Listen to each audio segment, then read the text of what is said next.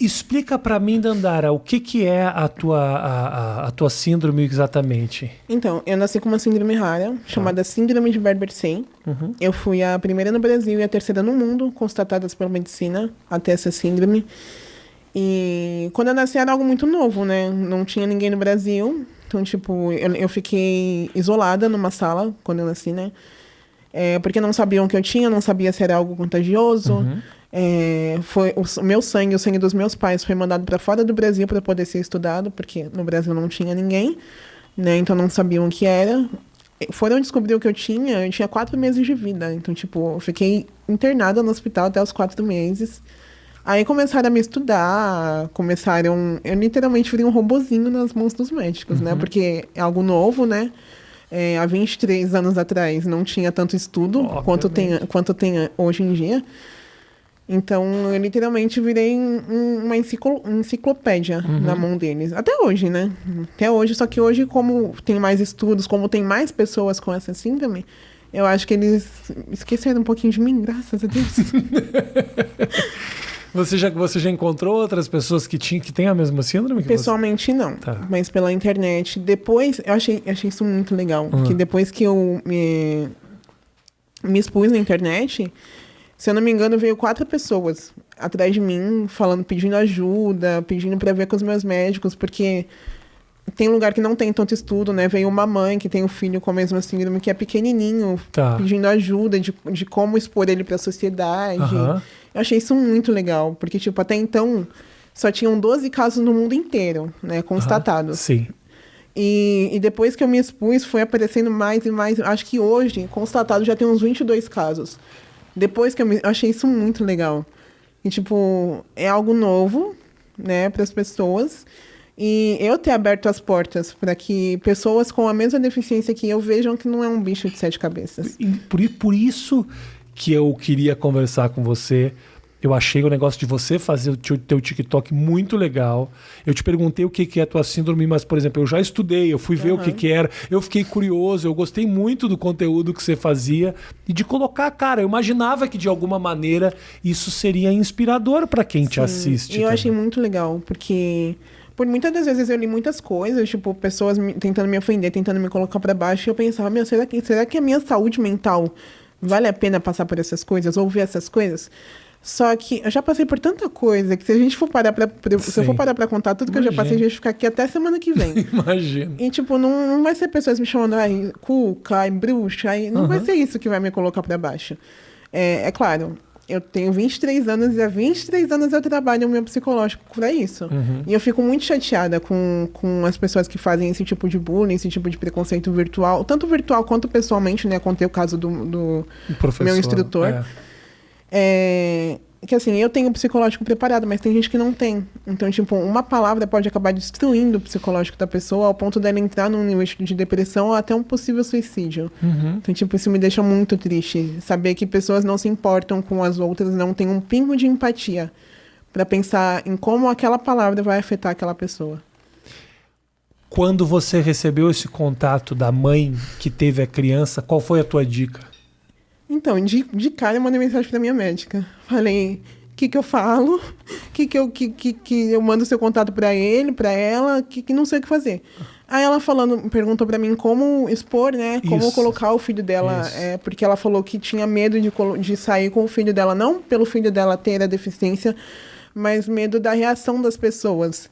E ela falava inglês, né? Eu tive que usar o Google Tradutor, porque então inglês... não era brasileira. Não, inglês não é o meu forte. Aí fui lá no Google Tradutor, escrevi um mó textão, e no texto eu falava, tenta não se importar com a opinião dos outros, porque o diferente sempre vai chamar atenção, né? Não, a pessoa tem uma deficiência, mas se a pessoa tem o olho claro, ela chama atenção. Se a pessoa você tem uma tatuagem doida, muito, desculpa a palavra, muito foda no braço, ela chama atenção. Obrigado. Então, tipo, o diferente, ele chama atenção. Então, se a gente fosse importar com a opinião dos outros, a gente não vive. A gente não vive a nossa vida. A gente só fica parado no lugar, enquanto as pessoas começam a atacar pedra, você só se afunda mais. Então, não tenho por que se importar com a opinião dos outros. Eu já passei coisa até dentro da minha casa. Já escutei coisas de pessoas da minha família.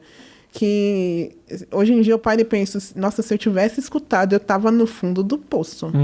Porque, assim, você escutar coisas de pessoas de fora é uma coisa. Agora, você escutar coisas de pessoas que é do seu cotidiano... Se imagina, claro. É claro. tenso. É tenso. E essa conversa, você falou você estava aconselhando uma mãe ou um pai. Como os teus pais lidaram com isso? Então... Porque, além do mais, naquele momento que não se tinha informação nenhuma, não tinha um outro exemplo, não tinha como mandar uma mensagem no Facebook de ninguém. Então, eu vou contar o que eles me contam, né? Tá. O que eles me contaram, porque eu não lembro de nada. Claro. Mas o meu pai falava que nos ultrassons que a minha mãe fazia não mostrava nada, né? Mostrava que eu era normal. Eu sou normal, né? Mas não mostrava que eu tinha alguma deformidade ou algo do tipo. Eu nasci toda peluda, né? Eu nasci com literalmente o corpo inteiro completo de pelo. E no ultrassom não mostrava. Eu acho que era tão ruim os ultrassons antigamente. Muito tempo. Que não mostrava nada. Faz muito tempo. E quando eu nasci, os médicos ficaram... E agora, o que a gente faz? Então, se os médicos ficaram com esse ponto de interrogação na cabeça, os meus pais ficaram com triplo. E o meu pai fala que quando eu nasci, minha mãe ficou no hospital, né? E quando eu nasci, ele veio pra casa, porque ele não podia ficar no hospital, sentou na porta da minha casa e começou a chorar. Porque ele não sabia o que fazer, né? Era algo diferente pra ele. Era algo novo pra ele, né? Porque ele e minha mãe, na realidade, não se deram bem, né? Tá. Então, tipo, eles ficaram juntos mais por causa de mim. Então, como é que eu posso explicar? Como é que eu posso me referir a mim mesmo? Nascer uma pessoa com tantas necessidades, que nem eu nasci cega, eu não enxergava, eu nasci, os médicos eles me deram um monte de diagnóstico falso, eu não ia andar, não ia enxergar, não ia falar, ia vegetar em cima de uma cama, né? Então, tipo, o meu pai receber todas aquelas notícias, eu acho que na cabeça dele ele tava, o que eu faço agora? Eu imagino. Então, tipo, o primeiro filho dele, e receber essa notícia, eu acho que pra ele foi punk. Mas também a vida inteira dele, desde que eu nasci, minha mãe sempre trabalhou e tal, mas o meu pai ele deixou a vida dele de lado para viver a minha. Toda semana eu tava em médico, toda semana eu tinha exame para fazer, era exame de sangue, exame nos olhos, exame na cabeça, exame em tudo. E era sempre ele que tava ali. Então ele literalmente deixou de viver a vida dele para viver a minha. E como é que é para ele hoje ver você se exibindo, fazendo tuas danças, se mostrando, estudando? Quer dizer, ele teve essa informação de uma menina desacreditada e hoje uma menina atuante, se expondo. Como é que é para ele ver esse teu processo de evolução? Então, tem 2 anos que meu pai faleceu. Ah, tá bom. Mas ele acompanhou, Sim, você tinha 21 anos. Sim. Meu pai ele sempre falou que no dia que ele morresse, ele queria que eu tivesse com a minha casa. Isso. Queria que eu tivesse encaminhada na faculdade. Então, tipo, ele queria me deixar encaminhada pra vida. E ele sempre falou, a minha filha, ela vai dar a volta por cima e mostrar pra todo mundo que desacreditou dela que ela pode muito mais. Então, tipo, ele viveu a vida inteira dele pra poder mostrar para as outras pessoas que eu era muito mais do que um diagnóstico médico. Então, tipo, ele literalmente fez o papel dele, ele cumpriu o que ele queria. Então, tipo, quando ele morreu, ele me deixou dentro da minha casa, graças a Deus não pago aluguel. Eu tava na faculdade, né? Graças a Deus sou formada. E então ele me deixou encaminhada. Então, eu acho que hoje, de onde ele esteja, ele tem bastante orgulho da mulher que ele criou. Meus pêsames pela perda do seu pai, Obrigada. obviamente, mas com certeza ele fez um trabalho incrível. Sim. Né? Dedicou a vida dele para isso, né? Exato. Então, tipo, eu acho que foi mais um dos motivos que não deixou eu desistir da faculdade. Porque eu acho que seria muita... Como é que eu posso explicar? Ingratidão. Exato, obrigada. Seria ingratidão ver que ele deixou a vida dele de lado durante 21 anos, que ele poderia ter crescido financeiramente. Meu pai ele tinha empresa de ônibus, empresa de transporte, ele deixou tudo de lado para viver a minha vida. Então seria muita ingratidão da minha parte largar tudo, não simplesmente porque ele me deixou, né? Mas Deus quis assim, né? Chegou a hora dele, então em vez de eu parar tudo, eu decidi continuar o legado dele, né? Continuar o desejo dele de ver a filha dele conquistando o mundo, né? Porque a filha dele foi desacreditada de tudo. filha dele ia ficar vegetando numa cama pro resto da vida. Pra você ter noção, falaram que com 2 meses eu ia morrer.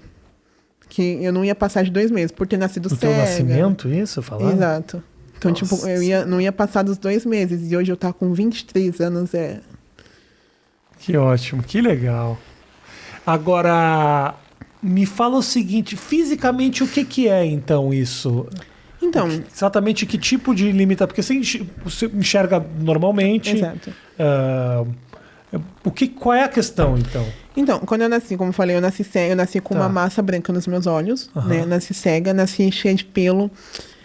Nasci com baixa visão, eu enxergo normalmente, porém eu nasci com baixa visão, né? Depois que a massa branca saiu dos meus olhos, eles disseram que eu tinha baixa visão, que eu não iria enxergar direito. Eu tenho fotofobia, ou seja, eu tenho muita sensibilidade à luz. Você quer que eu desligue Não, isso à luz aqui? do sol, calma. Ah, tá. Fala aí. Se alguma coisa te incomoda. Eu tô odiando estar aqui. Eu falo, não. Me fala aí. Não, só a luz do sol mesmo. A luz do sol. Não, tanto que na minha bolsa tem óculos de sol. Não consigo sair na rua sem óculos de sol. Tá. Nasci com excesso de pelo. Nasci sem pálpebra. Ou seja, eu tive que fazer reconstrução. Tive que tirar a cartilagem de trás da orelha para poder reconstruir as minhas pálpebras. Tá. Ainda tenho que fazer essa cirurgia porque os meus olhos eles ainda não fecham 100%.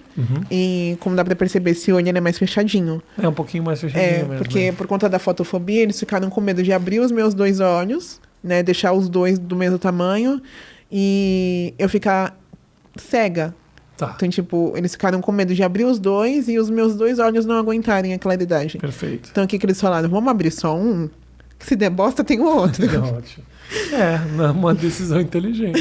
Não, graças a Deus, não deu bosta nenhuma, né? Aham. Mas mais pra frente eu vou abrir esse olho pra Tá. poder ficar um pouco mais parecido com o outro, né?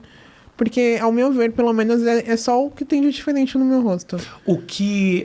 E é hereditário isso? Isso foi herdado geneticamente? É genético, é uma síndrome genética. Então, o gene da minha síndrome tá no sangue da minha mãe. Ou seja, alguém, não minha avó, minha tataravó, mas alguém lá no passado, na família da minha mãe, teve essa síndrome. Então você só imagina, se eu, há 23 anos atrás, eles não tinham recursos Sim. no Brasil para poder tratar uma pessoa com essa síndrome, você só imagina lá há 100 anos atrás. Né? Não tinha recurso nenhum. Então, sabe lá Deus o que fizeram com a pessoa. Te incomoda falar sobre isso? Não, hoje não me Tá. incomoda mais. Eu tô te fazendo essas perguntas e pensando, puxa, ela já respondeu isso tantas vezes, eu fico meio. Eu acho muito Eu legal. titubei um pouco de perguntar, que eu falo, poxa, mas Não, vou perguntar imagina. quantas vezes a Cauana já não falou desse assunto. Eu acho muito legal eu gerar essa curiosidade nas pessoas. Porque assim, que nem você tá me perguntando por curiosidade sua. Sim. Agora tem gente que vem perguntar na pura maldade mesmo, pra poder ter mais conteúdo, pra tentar mexer na ferida. Entendi. Pra Então, provocar. Exatamente. Então, quando uma pessoa chega em mim por curiosidade mesmo, pra poder saber o que o que aconteceu, nossa, eu acho super legal responder. É muito melhor do que também te analisarem sem saber da história também, Exatamente. né? É aquela, não julga o livro pela capa, né? Claro, exatamente.